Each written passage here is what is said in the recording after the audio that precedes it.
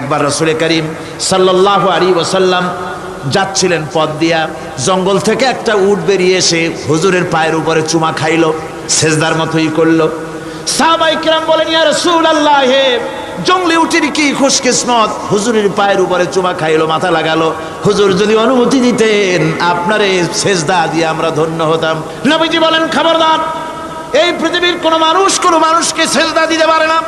আমি যদি কোনো মানুষের জন্য সেজদা করা জায়েজ করতাম, তাহলে দুনিয়ার সমস্ত নারীদের বলতাম স্বামীর সামনে সেজদা দিতে। সেজদা হবে কেবলমাত্র কার? আর কারো হতে পারে না। সুতরাং আল্লাহ কি সেজদা দিতে হবে? তাওহীদের মূল বক্তব্য, আল্লাহকে ভালোবাসো, আল্লাহরে সেজদা দাও, আর নামাজ প্রতিষ্ঠা করো। কি করো? ওয়া নাখতারতুকা ফাসতামি' লিমা ইউহা, আমি তোমাকে নবী হিসাবে বেছে নিয়েছি, সুতরাং কান পেতে কান লাগায়া ওহির কথাগুলা শোনো। কি কথা? ইন্নানি আনাল্লাহ লা ইলাহা ইল্লা আনা, ওহির কথাগুলি কান পেতে শোনো। নিশ্চয়ই আমি আল্লাহ, আমি ছাড়া কোনো ইলাহ নাই। ফা'বুদনি ওয়াকিমিস সালাতা লিযিকরি, অতএব আমার গোলামি করো, আমার দাসত্ব করো, আমার আনুগত্য করো, আর আমার শরণার্থে নামাজ কায়েম করো, নামাজ প্রতিষ্ঠা করো। মুসলমানদের জীবনে সর্বশ্রেষ্ঠ ইবাদত কোনটি? চিল্লায় কোন কোনটি? আহা, এই নামাজ সর্বশ্রেষ্ঠ ইবাদত। যে নামাজ, সেই নামাজ আমার দেশের মুসলমানেরা ট্রেনে দেখবেন, ট্রেনে যখন যান দেখবেন নামাজের রক্ত হলে কয়টা মুসলমানের নামাজ পড়ে। লঞ্চে যান, স্টিমারে যান, দেখবেন কয়জনে নামাজ পড়ে। বাজার ঘাটে যান, দেখবেন কয়জনে নামাজ পড়ে। নামাজ নাই, নামাজ নাই। লা দীনা লিমান লা সালাতা লাহু, যে ব্যক্তি নামাজ পড়ে না তার কাছে ধর্ম নাই, ঈমান নাই, কিচ্ছু নাই। যে ব্যক্তি ইচ্ছে করে, মান তারাকা সালাতান মুতাআম্মিদান ফাকাদ কাফারা, যে ব্যক্তি ইচ্ছে করে নামাজ ছেড়ে দিল সে কাফের হয়ে গেল। যারা বলেন কি হয়ে গেল? সে কুফরি করল। আল্লাহ নবী বলেছেন, যে ব্যক্তি ইচ্ছে করে নামাজ ছেড়ে দেয়, আল্লাহ রাব্বুল আলামিন আর তার রাসূলের সাথে তার সমস্ত সম্পর্ক ছিন্ন হয়ে যায়, কোনো সম্পর্ক আর থাকে। এই নামাজ রাসূল করিম ইন্তেকালের সময় শেষ কথা বলেছেন, স্ত্রীর কথা না, মেয়ের কথা না, আত্মীয়দের কথা না, জীবনের শেষ কথা আসসালাত, আসসালাতু মা মালাকাত আইমানুকুম, নামাজ। আমার বন্ধুগণ, জীবনের শেষ নামাজটি আল্লাহ নবী মসজিদে নববীতে যেতে পারেন নাই, যেতে পারছেন না, হাঁটতে পারেন না। দুইজন সাহাবীর কাঁধের উপরে ভর করে কষ্ট করে তিনি পৌঁছেছেন, বক্তব্য রাখলেন, ও আমার সাহাবীরা, আল্লাহ রাব্বুল আলামিন এই জমিনে তার এক বান্দাকে জাগতিক সব সম্পদ দিয়েছিলেন। সেই বান্দা জাগতিক সমস্ত সম্পদকে উপেক্ষা করে এক আল্লাহর সঙ্গে দেখা করার জন্য প্রস্তুতি নিয়েছেন। কথার অর্থ কেউ কিছু বুঝলো না। হযরত আবু বকর রাদিয়াল্লাহু তাআলা আনহু কাঁদতে কাঁদতে বেখতার হয়ে যাচ্ছেন, কাঁদতে কাঁদতে পাগলের মতো হয়ে যাচ্ছেন। সাহাবীরা মনে চিন্তা করলেন, আবু বকর বুড়ো মানুষ, এত কাঁদে কেন? হুজুর কার না কার কথা বললেন? জ্ঞান বৃদ্ধ, বয়োবৃদ্ধ হযরত আবু বকর বুঝতে পেরেছেন তামাম পৃথিবীর জাগতিক সম্পদ আল্লাহ দিতে চেয়েছেন তার হাবিবকে। তার হাবিব সমস্ত সম্পদকে উপেক্ষা করে মাওলার সঙ্গে দিদার করার জন্য প্রস্তুতি নিয়েছেন। তার মানে হলো অতি বিলম্বে আমরা সাহাবীরা রাসূলের থেকে জনমের মতো এতিম হয়ে যাব। হুজুর বললেন, আজ থেকে মসজিদে নববীর সমস্ত দরজাগুলি বন্ধ হয়ে যাবে, শুধু আবু বকরের দরজাটা খোলা থাকবে। হযরত আবু বকরের কে দায়িত্ব দিয়ে রাসূল পাক হুজরা শরীফে চলে গেলেন। পরবর্তী নামাজের রক্তে এশা রক্ত হয়ে গিয়েছে। সাহাবীরা অনেকক্ষণ অপেক্ষা করে হযরতে আবু বকর রাদিয়াল্লাহু তাআলা আনহুকে ইমামতির জায়গায় দিয়ে দিলেন। তিনি নামাজ শুরু করলেন, পিছনে সাহাবারা কান্দা শুরু করে দিলেন। তাদের মনের ধারণা হলো আল্লাহর নবীর পিছনে নামাজ পড়া জীবনে আমাদের আর কিসমতে হবে না।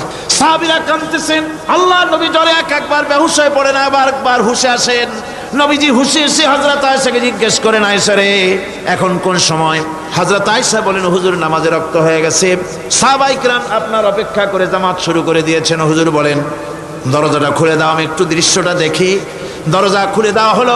হযরত আয়েশার কাঁধের উপরে ভর করে হুজুর মাথা উঁচু করে মসজিদে নববী নামাজের দৃশ্য দেখে কিছুক্ষণ তাকায় থেকে শুয়ে পড়লেন। হুজুরের দুই চোখ দিয়ে পানি বেয়ে পড়তে লাগলো।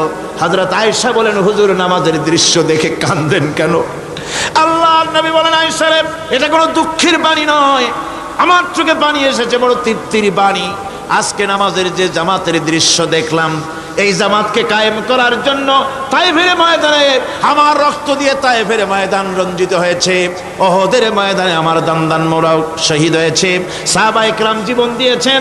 এই কষ্টের বিনিময়ে আজ জামাত কায়েম হয়ে গিয়েছে। এই দৃশ্য দেখে আমার মনে পড়ল, কিয়ামত পর্যন্ত আমার যত উম্মত পৃথিবীতে আসবে এইভাবে করে তারা জামাত বন্দী হয়ে নামাজ আদায় করবে। আমার ভাইরা, নামাজ হচ্ছে মুসলমানদের জীবনের শ্রেষ্ঠ ইবাদত। সেই নামাজ মুসলমানদের কাছে নাই, নামাজকে ফালতু কাজ বলে মনে করে। আমার বন্ধুগণ, নামাজ পড়বেন, নামাজ পড়বেন, নামাজ ছেড়ে দিবেন না। বলেন তো শয়তান আল্লাহর কয়টা হুকুম ভেঙেছিল? ইবলিস কয়টা হুকুম ভেঙেছে? একটা হুকুম ভাঙ্গা ইবলিস হইছে কি? শয়তান। জোরে কোন কি হইছে? শয়তান হয়ে গেল। একটা মানুষ যদি 24 ঘন্টার ভিতরে 5 ওয়াক্ত নামাজ ছেড়ে দেয়, 5 ওয়াক্ত নামাজের ভিতরে 17টা হুকুম আছে। আল্লাহর কয়টা হুকুম? একটা হুকুম ভাঙার কারণে ইবলিস হয়ে গেল শয়তান। আর 24 ঘন্টার ভিতরে 17টা হুকুম আল্লাহর যারা বরবাদ করে তারা তো শয়তানের বাবা হয়ে যায়। শয়তান দূর থেকে সেলুট মারে যে বাবা তুমি শুধু বাপ না, আমার ওস্তাদও। একটা হুকুম ভঙ্গ করে আমার এই দশা হয়েছে, আর তুমি 24 ঘন্টা আল্লাহর 17টা করে হুকুম ভাঙ্গো, তুমি তো শয়তান না, শয়তানের চাইতেও বেকায়দা। জোরে কর নাউজুবিল্লাহ। নামাজের মধ্যে সেজদা দিবেন, মজা পাবেন। নামাজ মেশিনের মতো পড়বেন না, নামাজ পড়বেন মোহাব্বতের সাথে। আল্লাহর সামনে দাঁড়িয়েছেন, কার সামনে? মেশিনের মতো পড়বেন না, দায় সারা গোসল পড়বেন। আল্লাহর নবী বলেন, নামাজের ভিতরে যখন সিজদায় যাবে, সিজদা যখন দিবে তখন মনে করবে তুমি যেন তোমার কপালকে আল্লাহ রাব্বুল আলামিনের কদম মোবারকের উপরে ছেড়ে দিয়েছো। নামাজ ছেড়ে দিবেন না। 5 ওয়াক্ত নামাজ আমার যুবক ভাইয়েরা, সর্বশ্রেণীর মুসলমান ভাইয়েরা 5 ওয়াক্ত নামাজ বা জামাত আদায় করবেন। রাজি আছেন? রাজি আছেন? কারা কারা রাজি দেখতে চাই? আলহামদুলিল্লাহ, হাত নামান। জোরে কোন আলহামদুলিল্লাহ, হাত নামান। এতদিন যে নামাজ পড়েন নাই, আল্লাহ যেন মাফ করে দেন। জোরে কোন আমিন। উমরি কাজা শুরু করে দিবেন। 5 ওয়াক্ত নামাজ সঠিকভাবে আদায় করবেন। তাওহীদের তাকাজা হচ্ছে নামাজকেও প্রতিষ্ঠা করতে হবে, তারপরে আল্লাহর আনুগত্যশীল হতে হবে। এগুলি হচ্ছে তাওহীদের তাকাজা, তাওহীদের কথা। আল্লাহ পাকের প্রতি এই মহব্বত নিয়ে আল্লাহর নামাজ, আল্লাহর রোজা ইত্যাদি সঠিকভাবে জীবনের সকল ক্ষেত্রে করতে হবে। আর সাহায্য চাইতে হবে কেবলমাত্র আল্লাহর কাছে। সাহায্যটা কার কাছে চাইবেন কোন তো? একটু মহব্বতের সাথে কোন। যদি কিছু দরকার হয় কার কাছে চাইবেন? আল্লাহ পাক বলছেন নামাজে প্রত্যেক নামাজের ভিতরে আমরা বলি ইয়্যাকা না'বুদু ওয়া ইয়্যাকা নাস্তাঈন। পড়েন সবাই, ইয়্যাকা না'বুদু ওয়া ইয়্যাকা নাস্তাঈন। আল্লাহ আমরা একমাত্র তোমার গোলাম। একমাত্র কার গোলাম? তোমার গোলাম। সাহায্য কার কাছে চাই? তুমি আল্লাহ, তোমার কাছেই সাহায্য চাই। প্রত্যেক নামাজে, প্রত্যেক রাকাতে সূরা ফাতিহা কথা আমরা বলি। আমার বন্ধুগণ, নামাজের মধ্যে কথা বলা সত্ত্বেও আমরা নামাজের ভিতরে আল্লাহ রাব্বুল আলামিনের কাছে সাহায্য চাই বলে কিন্তু সাহায্যটা আল্লাহর কাছে চাই না। যখন ছেলে হয় না, বিবাহ করেছে 10 বছর হয়ে গেছে, সন্তান হয় না, খাজা বাবার কবরের কাছে গিয়া বলে খাজা বাবা ছেলে নাই, একটা ছেলে দাও। জোরে কর নাউজুবিল্লাহ। আছে না এমন? বাজে বস্তান নাকি আছে না? হ্যাঁ, বাইজিদ বস্তান, আস্তানা। সেখানে যে গাছের সাথে ইট বাঁধতে থয়, ইট যেমন ভার হবে, মেয়ে লোকের পেটের মধ্যে এরকম বাচ্চায় ভার হবে। নাউজুবিল্লাহ। কি আকীদা, কি খারাফাত, আস্তাগফিরুল্লাহুল আযীম। কোন মুসলমানের করা উচিত না ভাই, কোন মুসলমানের এমনটি কাজ করা উচিত না। আস্তানার কচ্ছপের সাথে আর গাছের দড়ি বাঁধার সাথে সন্তান গ্রহণের কি সম্পর্ক? কোরআনে কারীম আল্লাহ রাব্বুল আলামিন বলেন, আমি যাকে খুশি পুত্র দান করি, যাকে খুশি মেয়ে দান করি, যাকে খুশি ছেলেও দেই মেয়েও দেই, যাকে খুশি আমি কিছুই দেই না। ছেলে দেওয়ার মালিক কে? আকীদাটা সংশোধন করে জানাজ। খবরদার কোন মাজারে গিয়া কিছু চাইবেন না। কার কাছে চাইবেন? ওই দেখুন আল্লাহ পাক বলেন, ফাইযা ফারাগতা ফানসাব ওয়া ইলা রাব্বিকা ফারগাব। আল্লাহ পাক বলেন, বান্দারে যখন তুমি খালি হাত হয়ে যাবে, হাতে যখন কিছু থাকবে না, অসহায় হয়ে যাবে, তখন তুমি দাঁড়ায় যাও, হাত দুটি আমার দরবারে ফায়লায়া দাও। খালক কি রন্দায়ে হুয়ে, দুনিয়া কি ঠকরায়ে হুয়ে, आए हैं अब तेरे दर पर हाथ फैलाए हुए। আল্লাহর দরবারে হাত তোলো, আল্লাহর কাছে হাত পাতো। হাত পাতবেন কার কাছে? আল্লাহ পাকের কাছে। আল্লাহ শিখাই দিলেন খালি হাত যখন হয়ে যাবে আমার কাছে চাও, আমার কাছে দাঁড়াও, কারো কাছে চাইও না, আমারে বলো। বুখারী শরীফের ভিতরে এসেছে স্যান্ডেলের ফিতা কাছা যদি ছিঁড়ে যায় মানুষের কাছে চেও না, আমি আল্লাহর কাছে চাও। মাজারে গিয়া খবরদার কোন মাজারে গিয়া কিছু চাইবেন না, মাজারে গিয়া নিজের প্রয়োজনের কথা বলবেন না, পরিষ্কার হারাম হারাম কোনো সন্দেহ নাই। মাজারে গিয়া কিছু চাইবেন না, চাইবেন আল্লাহর কাছে। আপনি দেখুন ইউনূস আলাইহিস সালাম বিপদে পড়লেন, আপনি কি ইউনূস আলাইহিস সালামের চাইতে বেশি বিপদে পড়ছেন নাকি? কোন ইউনূস আলাইহিস সালামের চাইতে অত বড় বিপদে দুনিয়ার কোন মানুষ পড়ছে কোনোদিন? আমার ভাইয়েরা মাছে গিলে ফেলেছে, মাছ পানির অথল তলদেশে চলে গেছে, মাছের পেটের ভিতরে জানলা নাই, দরজা নাই। হযরত ইউনূস আলাইহিস সালাম লক্ষ্য করলেন এখন তো আর বাঁচতে পারবো না, মরা ছাড়া পথ নাই। ইউনূস আলাইহিস সালাম চিৎকার মারলেন, লা ইলাহা ইল্লা আনতা সুবহানাকা ইন্নী কুনতু মিনাজ জালিমিন। পড়েন সবাই, লা ইলাহা ইল্লা আনতা সুবহানাকা ইন্নী কুনতু মিনাজ জালিমিন। লা ইলাহা ইল্লা আনতা, আল্লাহ তুমি ছাড়া কেউ নাই, তুমি ছাড়া কেউ নাই, কোনো ইলাহ নাই, মাবুদ নাই। আমি তোমার পবিত্রতা ঘোষণা করছি, তুমি দয়া করে আমাকে বাঁচাও, আমি আমার নিজের উপর জুলম করেছি। আমার বন্ধুগণ, এত বড় মারাত্মক বিপদের ভিতরে ইউনূস আলাইহিস সালাম যখন চিৎকার মারলেন পানির ভিতরে বসে, মাছের পেটের ভিতরে বসে, আল্লাহ রাব্বুল আলামিন চুপ করে থাকলেন না, সঙ্গে সঙ্গে রব্বুল আলামিন জবাব দিয়ে দিলেন, ফাস্তাজাবনা লাহু ওয়া নাজ্জাইনাহু মিনাল গাম্মি ওয়া কাযালিকা নুজিল মুমিনিন। আমি বললাম ইউনূস তুমি বিপদে পড়েছ, তুমি যখন চিৎকার মারলে তোমার চিৎকারের আওয়াজ দুনিয়ার কেউ শোনে নাই, কোন রাজা বাদশাহ, তোমার আত্মীয় বন্ধু বান্ধব কেউ শোনে নাই। নদীর অতল তলদেশে মাছের পেটের ভিতরে বসে যে চিৎকার তুমি মারলে পৃথিবীর কেউ শোনে নাই, আমি তোমার আরশের মালিক আল্লাহ রব্বুল আলামিন শুনেছি। শুধু শুনি নাই, জবাব দিয়া দিলাম, মাছের পেটের ভিতরে বেদনার সৃষ্টি করে দিলাম। মাছ ভেটে উঠল নদীর উপরে, ব্যথার চোটে মাছ দেখলো, বমি করা ছাড়া পথ নাই, মাছ দরিয়ার কিনারে গিয়া বমি করে ফালাই দিল ইউনূস আলাইহিস সালামকে। আল্লাহ বলেন ইউনূস রে বাঁচায় দিলাম।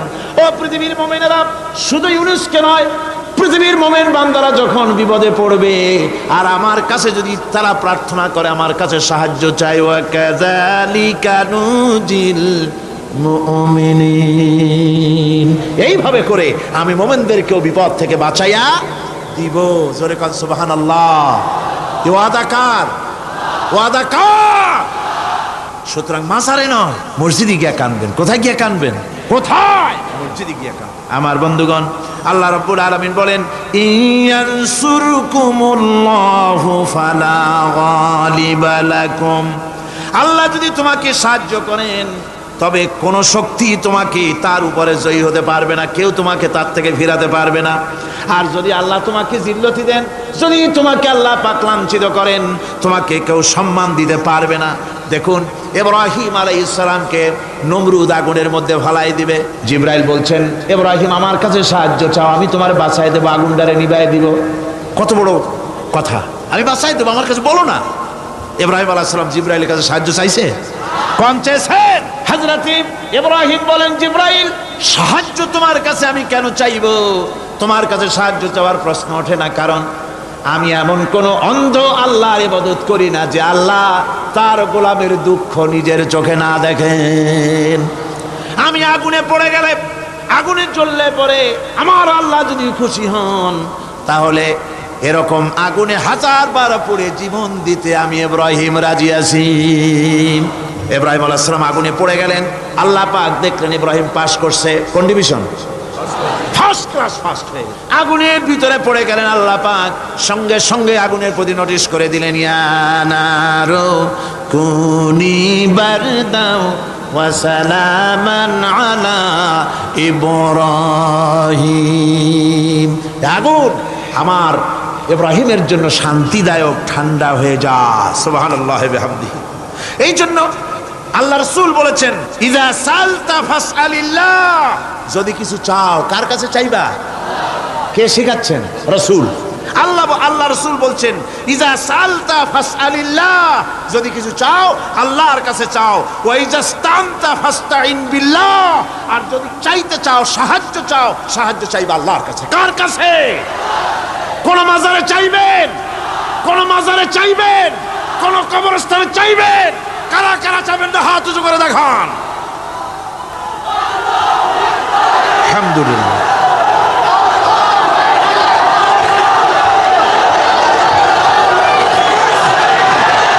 আলহামদুলিল্লাহ। ও ভাই বসেন, বসেন। আমি তো দাঁড়াইতে কই নাই, দাঁড়ান কেন? এই তো শেষ করে দিচ্ছি। বিরক্ত হচ্ছেন নাকি? বিরক্ত হচ্ছেন? শেষ হয়ে এলো, একটুখানি জিকির করেন আল্লাহর। আল্লাহ আল্লাহ আল্লাহ আল্লাহ।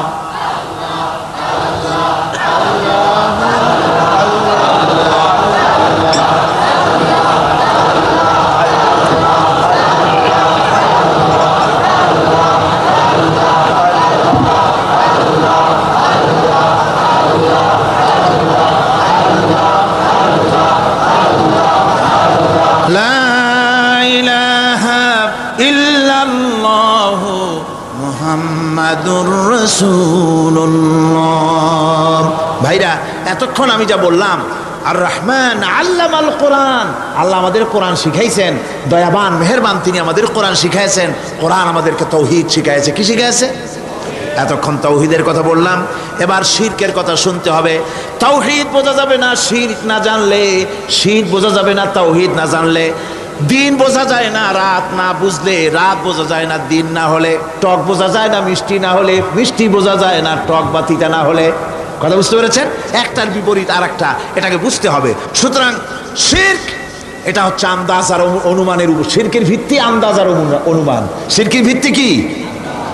এ কথাগুলি আমার না, আমি কার কথা শোনাতেছি? আমি কি কিসসা কাহিনী শোনাচ্ছি? গাঁজাখুরি গল্প? আল্লাহর কথা। আমার আল্লাহ পাক বলছেন, আলা ইন্না লিল্লাহি মান ফিস সামাওয়াতি ওয়া মান ফিল আরদ। জেনে রাখো, আসমানের বাসিন্দা হোক আর জমিনের বাসিন্দা হোক, সব হতেছে আল্লাহর মালিকানাধীন। কার মালিকানাধীন? ওয়া মা ইয়াত্তাবিউল্লাযীনা ইয়াদউনা মিন দুনিল্লাহি শুরাকা, যারা আল্লাহকে ছাড়া মন গড়া শরীকদারকে ডাকে, আল্লাহরে বাদ দিয়া অন্য শরীকদের যারা ডাকে, তারা এইটা ডাকে কিভাবে? ইয়াত্তাবিউনা ইল্লায-যন্না ওয়া ইনহুম ইল্লা ইয়াখরুসুন, তারা নিছক আন্দাজ এবং অনুমানের অনুসারী, আর শুধু কল্পনাই করে। সব কল্পনা, কোনো দলিল নাই। মাজারে গিয়া কিছু চাওয়া, এর কি কোনো দলিল আছে? রাসূলুল্লাহ এরকম করেছেন? সাহাবায়ে কেরাম এরকম করেছেন? আগরবাতি দেওয়া, মোমবাতি দেওয়া, চাদর দেওয়া, এগুলো রাসূলুল্লাহ করেছেন না সাহাবায়ে কেরাম করেছেন? এগুলি সব আন্দাজ এবং অনুমানের উপরে করা।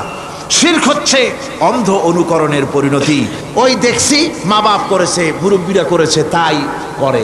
আল্লাহ পাক বলছেন, যদি তাদের জিজ্ঞেস করে সব কাজ করো কেন তারা? রব্বুল আলামিন বলেন, হাউলাই মা ইয়াবুদুনা ইল্লা কামা ইয়াবুদু আবাউহুম মিন ক্বাবল। হে নবী, এরা সেই মিথ্যা খোদাদের ইবাদত করে। কেন করে? প্রশ্ন করা হলে তারা এই জন্যই করে যে তাদের বাপ দাদারে করতে দেখেছে, তাই বাপ দাদাদের অনুসরণ তারা করে, অনুকরণ করে, আন্দাজের উপরে, অনুমানের উপরে। তাদের কাছে কোনো দলিল নাই।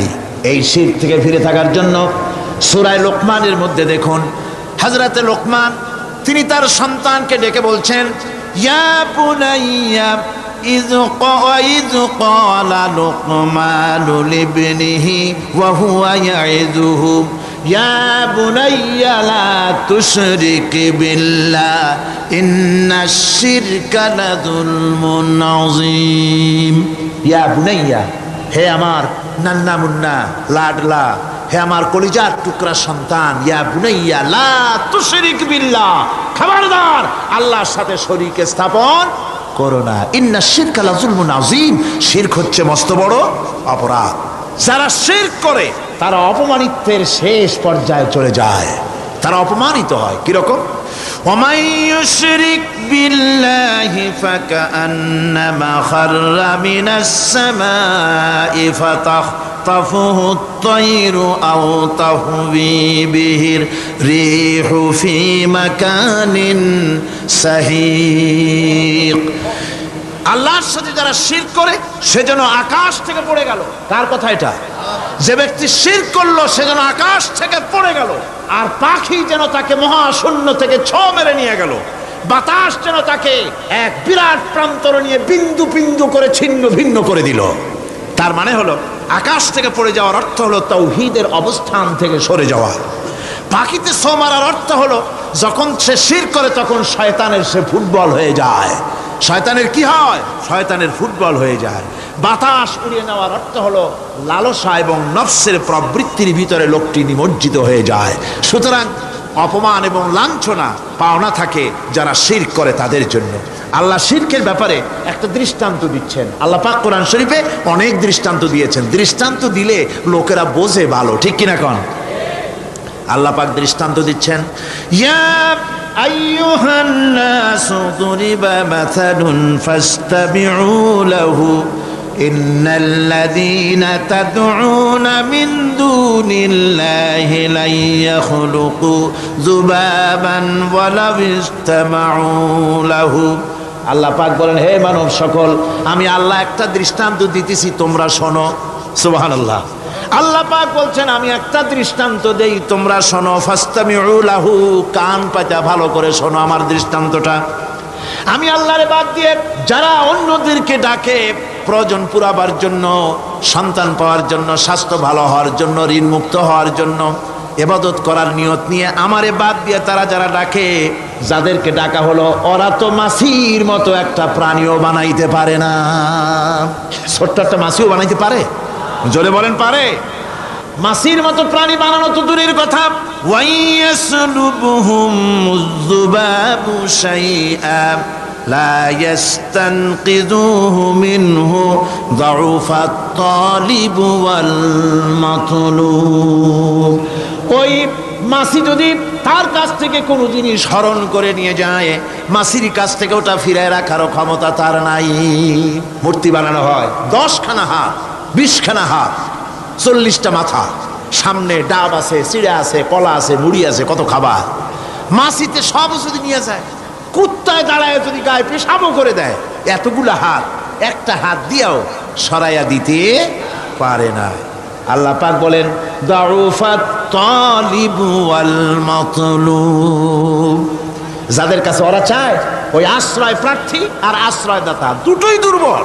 হাদিস শরীফে এসেছে, একবার এক মুশরিক রাসূল করিম সাল্লাল্লাহু আলাইহি ওয়াসাল্লামের কাছে এসেছেন একটা ভাঙ্গা, ঠ্যাং ভাঙ্গা, কল্লা ভাঙ্গা একটা মূর্তি নিয়ে। হুজুর বলছেন যে তোমার এই মূর্তিটার কল্লা ঠ্যাং ভাঙ্গা কেন? সে ব্যক্তি কইল যে হুজুর, এটা হলো আমার খোদা। বিপদ আপদ থেকে বাঁচার জন্য সবসময় বগলে রাখি, না জানি কোন সময় কোন বিপদে পড়ে যাই। পথে চলতে গিয়ে পেশাব আসলো, ভাবলাম খোদারে নিয়ে এই কাম করুম, তার রাস্তার উপরে দাঁড় করায় রাখা, এরপরে আমার কাজ সারলাম। এসে দেখি খোদাটার মাথা থেকে শুরু করে পা পর্যন্ত খালি ভিজা। ভাবলাম খোদার শরীর ভিজা, নিশ্চয়ই কোনো বরকতের পানি হবে। কোলে তুলে নিয়ে চাট আরম্ভ করলাম। চাটতে গিয়ে টের পাইলাম যে গন্ধ লাগে টক টক। আশ্চর্য কথা, বরকতের পানি এরকমের ঝাঁঝালো গন্ধ, নাক ছিঁড়ে যাওয়ার মতো। বিষয়টা কিসের বরকত? এদিক ওদিক তাকায় দেখি দূরে একটা কুত্তা দাঁড়ানো, আর তার নিচের থেকে পানি টপকাচ্ছে। তখন বুঝলাম কি বরকতের পানি। কয় হুজুর, মেজাজটা খারাপ হয়ে গেল। খোদাটার ঠ্যাং না ধরিয়া ঠ্যাং ধরে বললাম, তুই খোদা না হুদা? কুত্তার পেশাব দিয়া নিজের বাঁচাইতে পারো না, আমারে বাঁচাবি কেমনে? কাছার দিয়া কল্লা ভাঙ্গে ভালাইছে। হুজুর জিজ্ঞেস করলেন, আমার কাছে কেন এসেছো? মুশরিক ব্যক্তি বলছি, ইয়া রাসূলুল্লাহ, জীবনের ভুল বুঝতে পেরেছি, আমি এখন তাওহীদের শরবত পান করতে এসেছি। নবীজি বললেন, পড়ো লা ইলাহা ইল্লাল্লাহু মুহাম্মাদুর রাসূলুল্লাহ। আল্লাহ পাক কি সুন্দর করে বুঝাচ্ছেন, আমি ছাড়া কারো কোনো ক্ষমতা নাই। আল্লাহুল্লাযী খালাকাকুম সুম্মা রাযাকাকুম সুম্মা ইউমীতুকুম সুম্মা ইউহয়ীকুম। আল্লাহ বলছেন, ও বান্দারা শোনো, আমি আল্লাহ তোমাদেরকে সৃষ্টি করেছি, শুধু সৃষ্টি করি নাই, খাবার দিছি। কে দিয়েছেন খাবার? সৃষ্টি করেছি, খাবার দিয়েছি, এরপরে তোমাদের মৃত্যু করব, আবার মৃত্যুর উপরে আমি আল্লাহ তোমাদের জিন্দা করব। হাল মিন শুরাকাইকুম মাইয়াফআলু মিন যালিকুম মিন শাই। তোমরা যাদের পূজা করো, তোমরা যাদের ইবাদত করো, আমি আল্লাহ ছাড়া আমি যে সব কাজ করি, এই সব কাজ তোমাদের ওই সব দেবদেবতারা করতে পারে? আল্লাহ বলেন পারে না। সুবহানাহু ওয়া তাআলা আম্মা ইউশরিকুন। তিনি পবিত্র, পবিত্র পবিত্র তারা যে সমস্ত কথা বলে আর আল্লাহর সাথে যে সমস্ত জিনিস দিয়ে শরীক স্থাপন করে, তার থেকে আল্লাহ মহান পবিত্র। আল্লাহ পাক বলেন, দেখো আমার কত ক্ষমতা, চিন্তা করো। কুল আরাইতুম ইন আখাযাল্লাহু সামআকুম ওয়া আবসারাকুম ওয়া খাতামা আলা কুলুবিকুম মান ইলাহুন গায়রুল্লাহি ইয়াতিকুম বিহ। আল্লাহ পাক বলেন, ও নবী আপনি বলেন, বলে দিন, আল্লাহ যদি, তোমরা কি কখনো এই কথা চিন্তা করে দেখেছো, আল্লাহ যদি ইচ্ছে করেন তাহলে তোমাদের কানের শ্রবণ শক্তি আল্লাহ পাক বন্ধ করে দিতে পারেন, ইচ্ছে করলে তোমাদের চোখ দুটির দৃষ্টি শক্তি আল্লাহ পাক কেড়ে নিতে পারেন, ইচ্ছে করলে তোমার বিবেক বুদ্ধি সব লোপ পাওয়া পাগলে পরিণত করে দিতে পারেন। পারেন কিনা জোরে কোন? আল্লাহ পাক বলেন, কখনই কি সব কথা চিন্তা করেছো? ইচ্ছে করলে আমি তোমার শ্রবণ শক্তি বন্ধ করে দিতে পারি, চোখের দৃষ্টি শক্তি, চোখের নূর কেড়ে নিতে পারি, বিবেক বুদ্ধি লোপ পাওয়া দিতে পারি। এরপরে এগুলি যদি আমি করে, মান ইলাহুন গায়রুল্লাহি ইয়াতিকুম বিহ, তাহলে আমি আল্লাহ ছাড়া এমন কি আছে? আবার তোমার দৃষ্টি শক্তি ফিরায় দিতে পারে, আবার তোমার শ্রবণ শক্তি ফিরায় থাকে, ফিরায় দিতে পারে, আবার তোমার বিবেক শক্তি ফিরায় দিতে পারে। আছে কি কেউ? আছে? আল্লাহ পাক বলেন, নবী আপনি বলেন, আমার নিয়ামত খায় লাভালাভি করো, আমার নিয়ামত খাও, পানি খাও, মাছ খাও, গোশ খাও, যে পানি না হলে তোমাদের জীবন বাঁচে না। কুল আরাআইতুম ইন আসবাহা মাউকুম গাওরান ফাবাইয়াতিকুম বিমাইম মাইন। নবী বলে দিন, সমুদ্রের পানি, দরিয়ার পানি, কুয়ার পানি, পাতালের পানি, সমস্ত পানি যদি আমি আল্লাহ শুকায় দেই, তাহলে এমন কোন খোদা তোমার আছে নতুন করে পানির আমদানি করে দিতে পারে? কি সুন্দর করে আল্লাহ বুঝাচ্ছেন। সুবহানাল্লাহ, সুবহানাল্লাহ। আল্লাহ পাক আবার বলেন, শোনো বান্দারা, ও নবী আপনি মানুষকে ভালো করে বুঝান। কুল আরাইতুম ইন জাআলাল্লাহু আলাইকুমুল লাইলা সারমাদান ইলা ইয়াউমিল কিয়ামাহ। ও নবী ভালো করে বুঝান, আমি যদি এই রাত্রটাকে টেনে কিয়ামত পর্যন্ত লম্বা করে দেই, এই রাত যদি আর সকাল না হয়, মান ইলাহুন গায়রুল্লাহি ইয়াতিকুম বিদিয়া, আমি আল্লাহ ছাড়া কে আছে এই রাতের অন্ধকার দূর করে দিয়ে সূর্যের আলো এনে দিতে পারে? আছে কেউ? আফালা তাসমাউন, তোমরা শুনতে পাও না? কান নাই? আল্লাহ পাক বলছেন শুনতে পাও না? ইচ্ছে করলে আমি তা করতে পারি। শুধু তাই নয়, কুল আরাইতুম ইন জাআলাল্লাহু আলাইকুমুন নাহারা সারমাদান ইলা ইয়াউমিল কিয়ামাহ, আমি যদি ইচ্ছে করি দিনটাকে টেনে নিয়ে কিয়ামত পর্যন্ত লম্বা করে দিতে পারি। মান ইলাহুন গায়রুল্লাহি ইয়াতিকুম বিলাইলিন তাসকুনুনা ফীহি আফালা তুবসিরুন, তাহলে আমি আল্লাহ ছাড়া কোন শক্তি এমন আছে যে দিনের এই আলোর ঝলকানি দূর করে দিয়ে রাতের পর্দা এনে তোমার জন্য শান্তির ঘুম এনে দিতে পারে, শান্তিপূর্ণ পরিবেশ সৃষ্টি করে দিতে পারে? কে আছে আমি আল্লাহ ছাড়া? তোমরা কি দেখতে পাও না? শুনতে পাও না? কান নাই? চোখ নাই? আল্লাহ পাক এভাবে করে মানুষকে সুন্দর করে করে শিরক থেকে বাঁচার জন্য বলছেন সমস্ত ক্ষমতা হচ্ছে আমি আল্লাহর। সমস্ত ক্ষমতা কার? আল্লাহ পাক বলেন এই শিরক যদি ছেড়ে না দাও, আমি ছাড়া অন্য কারো কাছে যদি সন্তান কামনা করো, স্বাস্থ্য কামনা করো, ঋণ মুক্তির কামনা করো, জেনে রাখো কুল তামাত্তাউ ফাইন্না মাসীরাকুম ইলান নার। আল্লাহ পাক বলেন নবী ওদের বলে দেন ফুর্তি করো, খাও, জনমের মতো লুটে পুটে খাও, এরপরে জায়গা হবে জাহান্নাম। জায়গা হবে কোথায়? শিরক যারা করে তাদের জায়গা হবে জাহান্নাম। আল্লাহ বলে দিয়েছেন ইন্নাহু মান ইউশরিক বিল্লাহি ফাকাদ হারামাল্লাহু আলাইহিল জান্নাহ ওয়া মাওয়াহুন নার। যে ব্যক্তি শিরক করবে তার জন্য আল্লাহ পাক জান্নাতকে হারাম করে দিবেন। নাউযুবিল্লাহ, আল্লাহর জান্নাত হারাম, যারা শিরক করবে তাদের জন্য বেহেশত কি হারাম। আমার বন্ধুগণ, বড় মারাত্মক কথা, খবরদার এই শিরক থেকে আমাদেরকে বাঁচতে হবে। আল্লাহ সব গুনাহ মাফ করবেন। শিরকের গুনাহ আল্লাহ পাক বলছেন ইন্নাল্লাহা লা ইয়াগফিরু আন ইউশরাকা বিহি ওয়া ইয়াগফিরু মা দুনা যালিকা লিমান ইয়াশা। আল্লাহ রাব্বুল আলামিন শিরকের গুনাহ মাফ করবেন না, সমস্ত গুনাহ মাফ হয়ে যাবে, শিরকের গুনাহ রব্বুল আলামিন মাফ করে দিবেন না।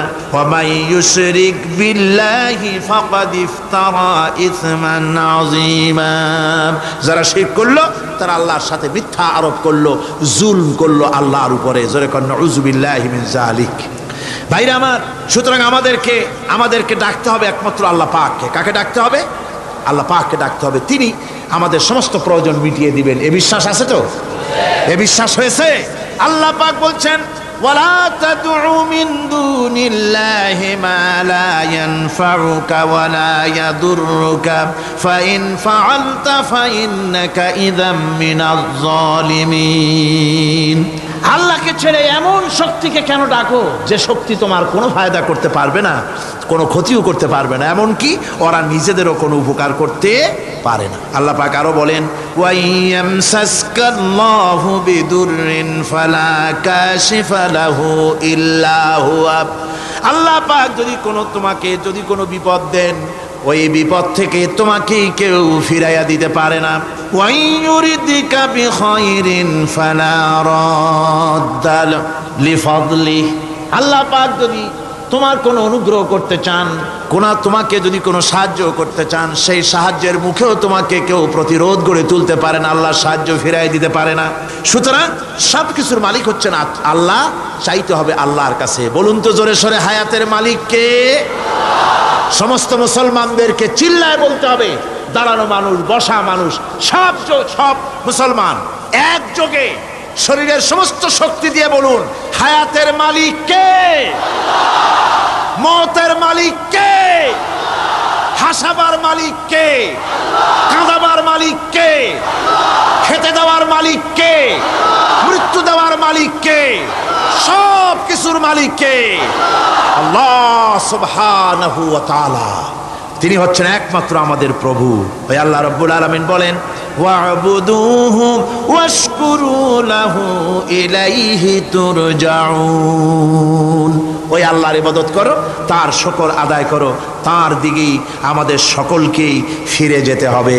আমরা বিপদে পড়ি, মুসিবতে পড়ি, যে অবস্থায় থাকি, আল্লাহ আমাদেরকে বাঁচান, রক্ষা করেন, এই বিশ্বাস আমাদের মনের মধ্যে সব সময় থাকতে হবে।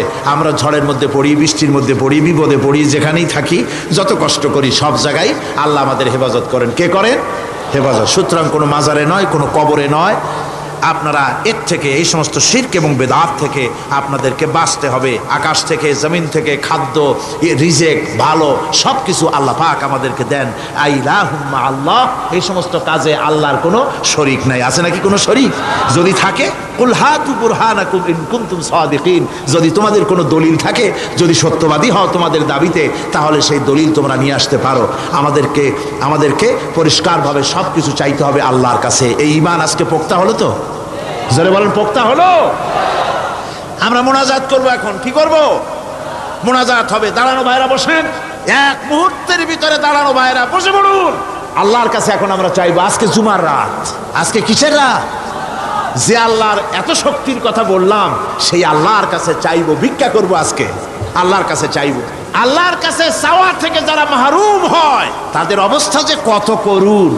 আল্লাহর কাছে যদি হাত পাতার মতো হিম্মত না হয়, মুনাজাতের কথা শুনে যারা হাঁটে, আমার দুঃখ হয় তাদের জন্য, করুণা হয় তাদের জন্য। আল্লাহ পাকের কাছে হাত তুলতে হবে, আল্লাহর কাছে হাত তুলতে হবে। কার কাছে হাত তুলতে হবে?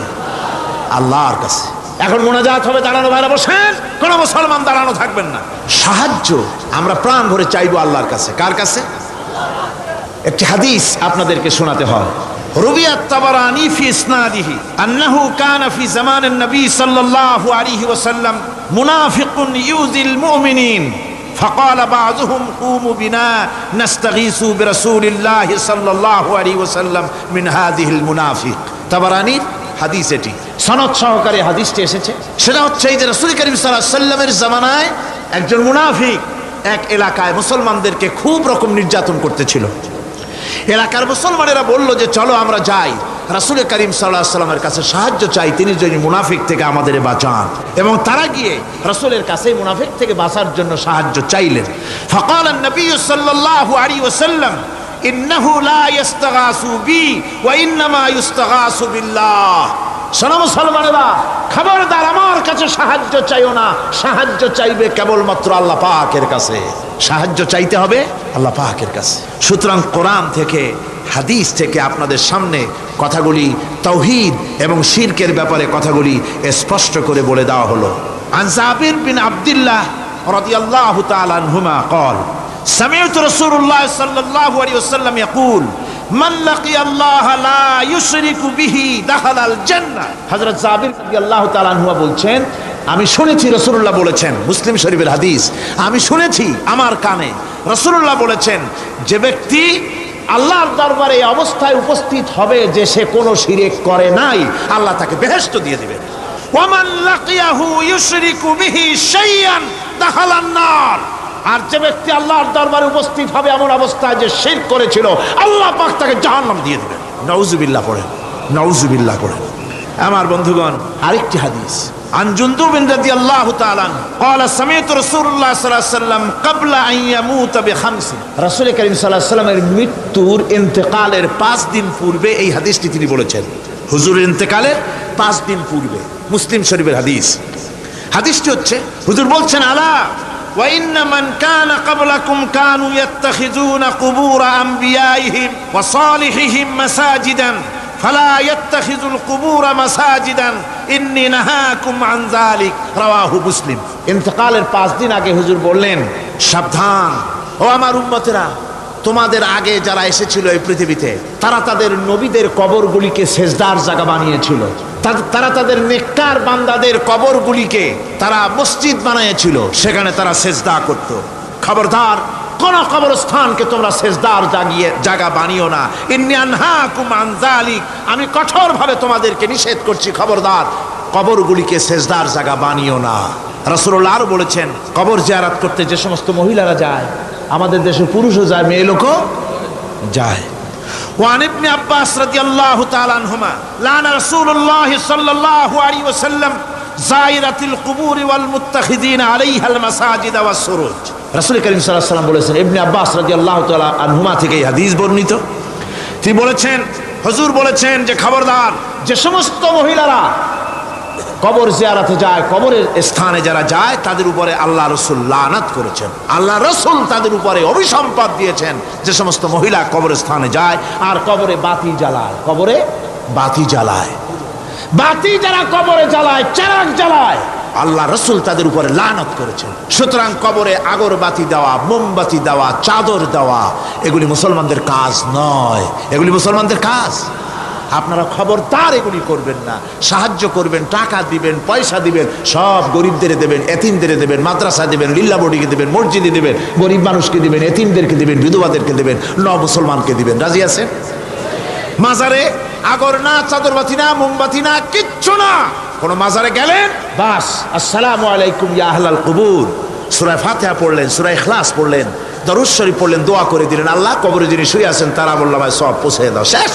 কিচ্ছু চাওয়ার নাই, চাইতে হবে আল্লাহর কাছে। কার কাছে? মুসলমান রাজি আছেন? কারা কারা রাজি দেখান, কারা কারা রাজি? আলহামদুলিল্লাহ।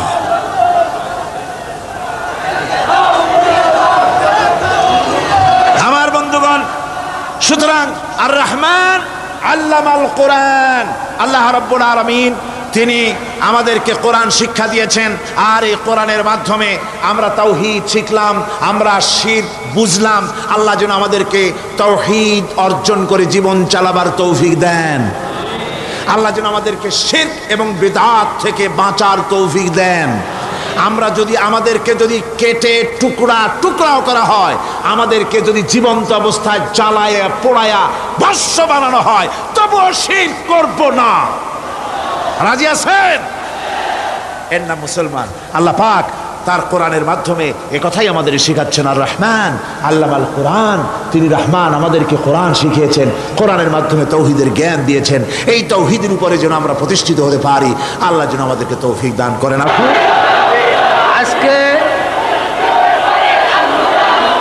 আজকে যারা মুসলমান হচ্ছেন তাদের পরিচয় আমি আপনাদের সামনে পেশ করছি। অরুণ কুমার বিশ্বাস, পিতা সুন্দর কুমার বিশ্বাস, গ্রাম পূর্বপাড়া, মাগুরা, বয়স 25 বছর, বর্তমান মোহাম্মদ আব্দুর রহিম তার নাম পছন্দ করেছে। এরপর দ্বিতীয় ব্যক্তি তপন কুমার পান্থ, বয়স 40, পিতার নাম নরেন্দ্র কুমার পান্থ, গ্রাম কেলিশহর, উপজেলা পটিয়া, শিক্ষাগত যোগ্যতা আইএসসি। আর বর্তমান তার নাম হচ্ছে মোহাম্মদ তারেকুল ইসলাম। এরপরে আছে সুভাষচন্দ্র দাস, বয়স 25, পিতা মনোরঞ্জন দাস, গ্রাম রাজাপুর, ডাকঘর বামন সুন্দর, দারোগাহাট, মিরসরাই, বর্তমান নাম হচ্ছে মোহাম্মদ আব্দুল মালেক, মোহন বড়ুয়া, সাং আদার মালিক, ডাকঘর নতুন বাজার, থানা রাউজান, জেলা চট্টগ্রাম।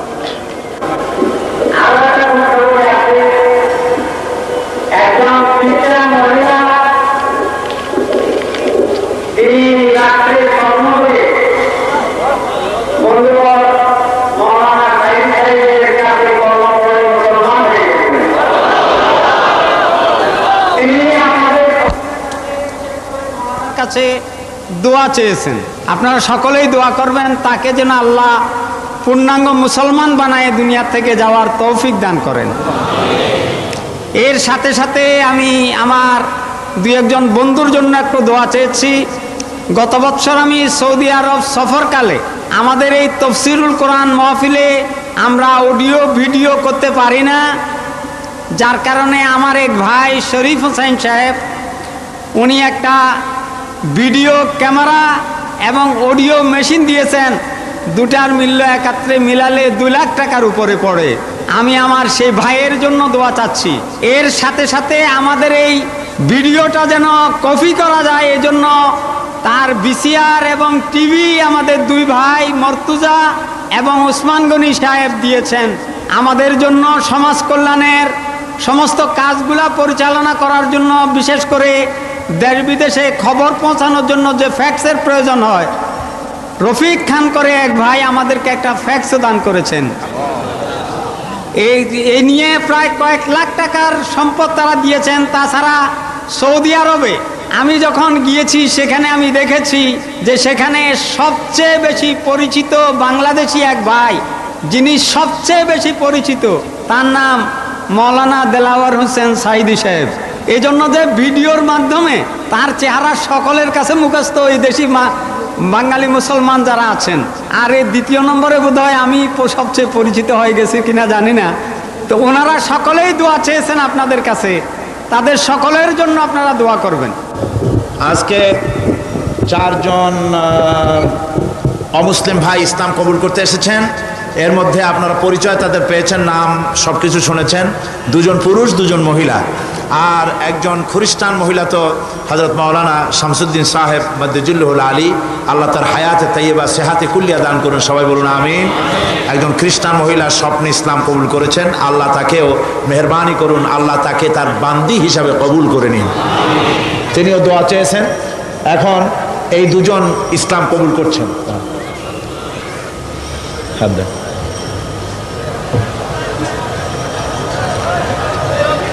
বলেন লা ইলাহা ইল্লাল্লাহু ইল্লাল্লাহু মুহাম্মাদুর মুহাম্মাদুর রাসূলুল্লাহ রাসূলুল্লাহ আল্লাহ ছাড়া কোনো ইলাহ নাই, মাবুদ নাই, উপাস্য নাই, মুহাম্মদ সাল্লাল্লাহু আলাইহি ওয়াসাল্লাম আল্লাহর প্রেরিত রাসূল।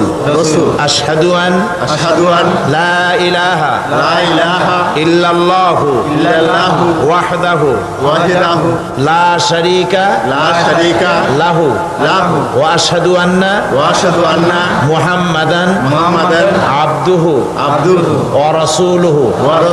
আমি সাক্ষ্য দিচ্ছি আল্লাহ ছাড়া কোনো ইলাহ নাই, মাবুদ নাই, উপাস্য নাই।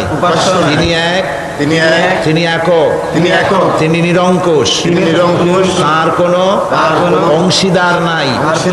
আমি আরো সাক্ষ্য দিচ্ছি মুহাম্মদ সাল্লাল্লাহু আলাইহি ওয়াসাল্লাম আল্লাহর প্রেরিত বান্দা এবং রাসূল। সবাইকে বলেন আসসালামু আলাইকুম। আলহামদুলিল্লাহ, আমাদের এই দুই ভাই এখন আমাদের তাওহীদবাদী মুসলিম ভাইতে পরিণত হয়ে গেলেন। তাদের সাথে আমাদের সম্পর্ক হচ্ছে ভাই ভাই। আমাদের এই মুসলমান ভাইদেরকে, নতুন মুসলমানদেরকে আমি আলিঙ্গন করছি।